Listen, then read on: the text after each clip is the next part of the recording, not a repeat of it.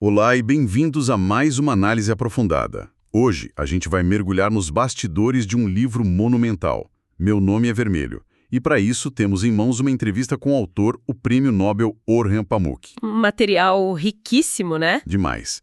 E o nosso objetivo aqui é entender uma coisa, né? Por que o Pamuk, que queria escrever sobre a cena artística de Istambul, a cidade dele, simplesmente largou essa ideia? E deu um salto de 500 anos no tempo. Exato. Direto para o Império Otomano. Vamos tentar desvendar o que essa decisão radical nos diz sobre arte, sobre identidade e principalmente sobre o processo maluco que é a criação de uma grande obra. E é mais do que isso, sabe? É quase uma história de detetive sobre a própria identidade do autor. O que a gente descobre nessa entrevista é que o Pamuk não estava só decidindo qual cenário usar para um romance. Não era só uma escolha técnica, de forma alguma. Ele estava, no fundo, se perguntando quem sou eu como artista e de qual tradição eu realmente venho. E a resposta que ele encontrou, assim, mudou tudo. Ok, então vamos começar pelo começo. A ideia inicial parece muito lógica, até óbvia. Parece o caminho natural, né? Totalmente. O Pamuk conta que quis ser pintor durante boa parte da vida, dos 7 aos 22 anos. Então, quando ele decide escrever sobre pintores, o primeiro impulso é falar do mundo que ele conhecia. Ou achava que conhecia. Boa. O mundo da Istambul de meados do século XX. Pareceu o plano perfeito, certo? Um ex-aspirante a pintor escrevendo sobre pintores na sua própria cidade. O que deu errado. Pois é, mas aí, quando ele começou a rascunhar essa história, ele bateu de frente com um problema que não era tipo artístico, era estrutural. Como assim? Ecossistema que sustenta a arte. Ele diz que não havia muitas galerias, não tinha um mercado forte de colecionadores, de compradores. Sabe? Faltava comunidade. Exatamente. Uma comunidade de artistas que debatiam, que produziam juntos de forma consistente. Então a história seria sobre um vazio. Exato. Nas palavras dele, o romance se tornaria uma história sobre a carência de arte.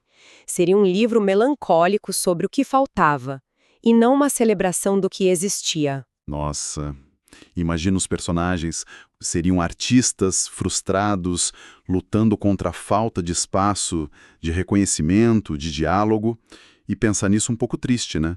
Um autor querendo celebrar os artistas de sua cidade e percebendo que a única história honesta a ser contada era sobre o que eles não tinham. Entendi. Então não era só a falta de galerias, de infraestrutura, tinha um problema conceitual, mais profundo, que era essa sombra da influência ocidental. Certo. Ele menciona isso como um grande obstáculo. Sim, esse era o núcleo da questão. Ele sentia que a arte turca da época estava sob o que ele chama de influência ocidental excessiva, e isso criava o que ele queria evitar a todo custo. Uma história sobre imitação. Exatamente. Ele não queria escrever um romance sobre artistas que estavam só tentando copiar ou se adaptar a um modelo que vinha de fora. E ele até cita um autor para deixar isso bem claro, né? Ele menciona o V.S. Naipaul e seus livros tipo Os Mímicos. Isso. Que falam exatamente sobre essa angústia do mimetismo em ex-colônias. Ele chama isso de condenáveis problemas de imitação e mimetismo colonial. Mas aí tem uma distinção importante que ele faz. Exato. E aí que tá para mim o pulo do gato de toda essa decisão. Ele faz questão de pontuar na entrevista: a Turquia nunca foi uma colônia do Ocidente. E essa distinção é fundamental. Por quê? O que o Naipaul descrevia com maestria era o drama psicológico de um povo colonizado, que é obrigado a imitar a cultura do colonizador. A situação da Turquia, era diferente. Diferente como? A influência não estava lá do mesmo jeito. Tava, mas a origem era outra. Não era uma imposição. Era parte de um processo complexo e, muitas vezes, voluntário de modernização, de ocidentalização que o país escolheu. Entendi. Então, o interesse do Pamuk não era na imitação pura e simples, no ato de copiar. O que o fascinava era o que ele chama de mudança cultural. A transformação. Isso. O processo lento e às vezes doloroso de como as formas de pensar otomanas, as tradições, a visão de mundo, estavam se transformando em contato com o Ocidente. Era um drama de identidade, não de submissão.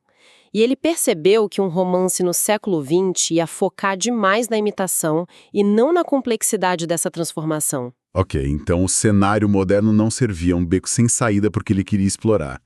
A minha primeira aposta seria ele voltar talvez para o início do século XX, a queda do Império Otomano. Mas ele dá um salto de 500 anos. É um salto gigantesco. Por que ir tão longe no passado?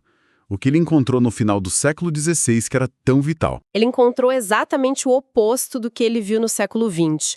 No lugar da carência de arte, ele encontrou uma abundância assim transbordante. Uau! Ele descreve o final do século XVI não como uma cena artística local, mas como um mundo artístico vibrante totalmente interligado. Um circuito que se estendia por uma vasta região, o que hoje a gente conhece como o Irã, Afeganistão, o Iraque e, claro, o centro do poder, Istambul. Era um ecossistema.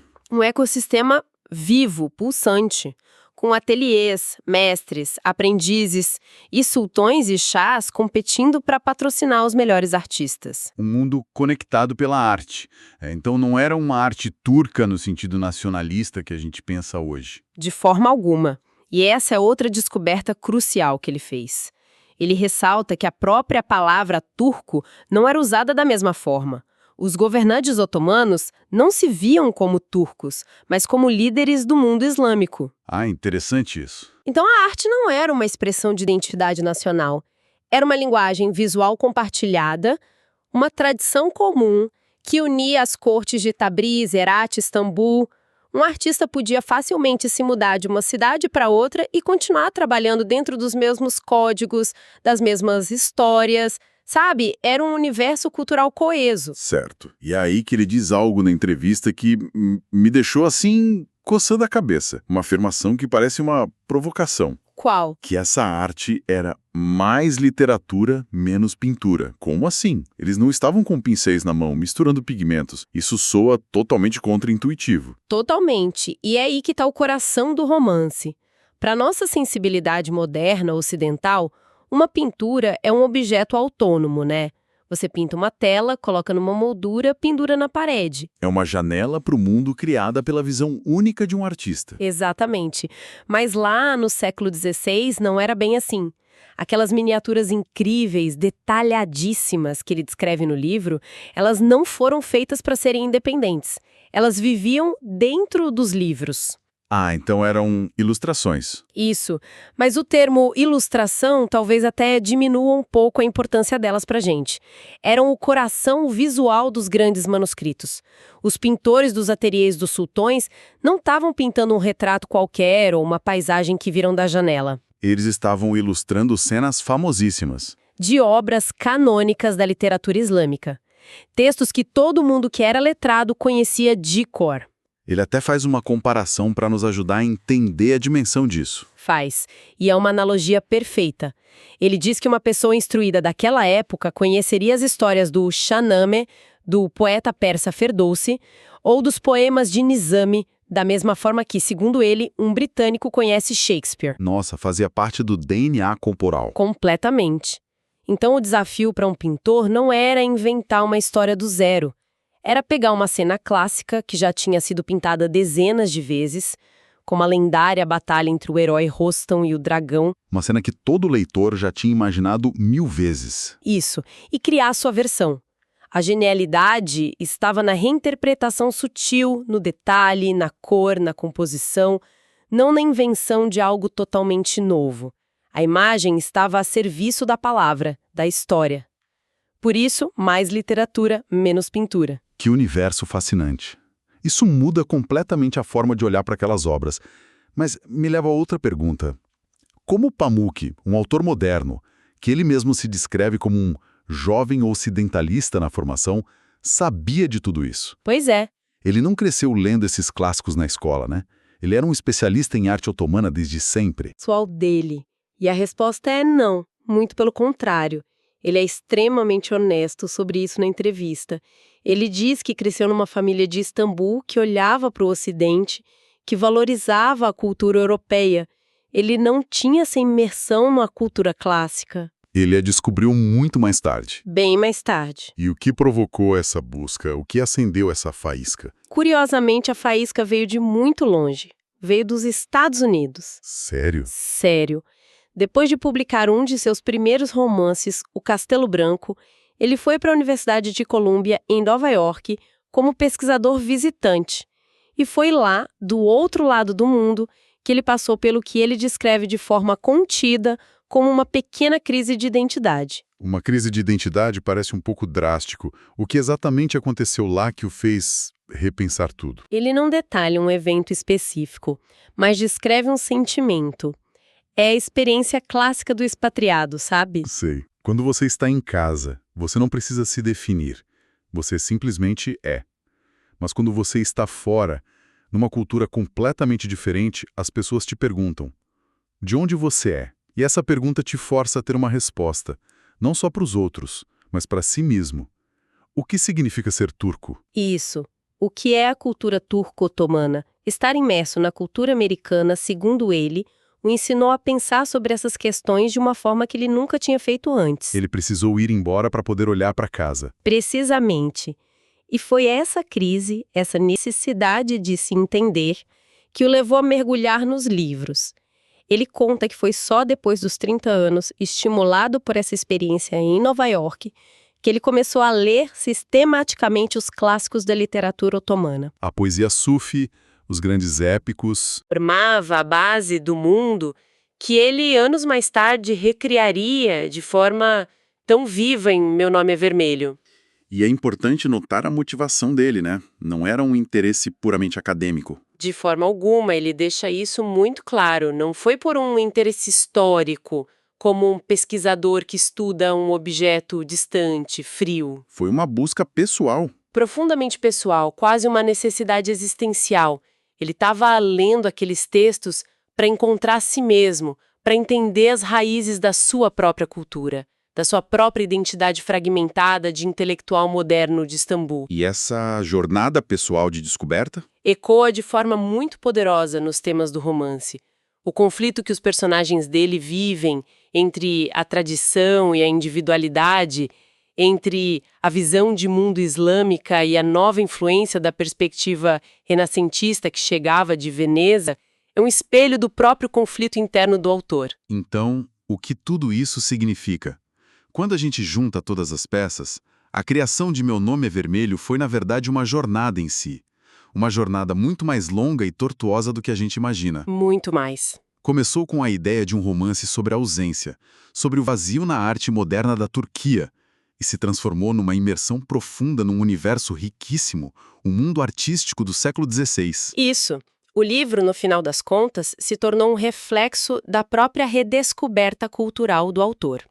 A busca dos personagens dele, por um estilo, por uma voz, por um lugar no mundo, espelha a própria busca de Pamuk por compreensão e pertencimento. É impressionante. A história por trás do romance nos mostra como o confronto pessoal de um escritor com a sua identidade pode transformar radicalmente um projeto criativo. E a narrativa mudou completamente de tom, de um foco na limitação à imitação da arte ocidental para uma celebração de uma tradição imensamente complexa e sofisticada.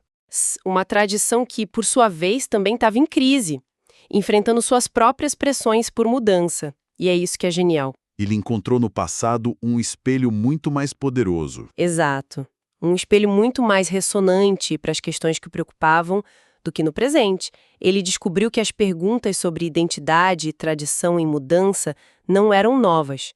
Elas já estavam sendo feitas de outra forma 500 anos antes, nos ateliês do sultão. Fascinante. E a experiência toda do Pamuk, essa jornada que ele descreve, deixa a gente com um pensamento bem provocador para refletir. Qual seria? Ele só começou a ler os clássicos da sua própria cultura para se entender melhor depois que foi para o exterior, depois que foi confrontado com o diferente. E isso deixa uma pergunta no ar. Até que ponto a gente precisa de uma perspectiva externa, de um certo distanciamento, de se ver de longe para conseguir realmente enxergar, apreciar e compreender a nossa própria cultura e a nossa própria história?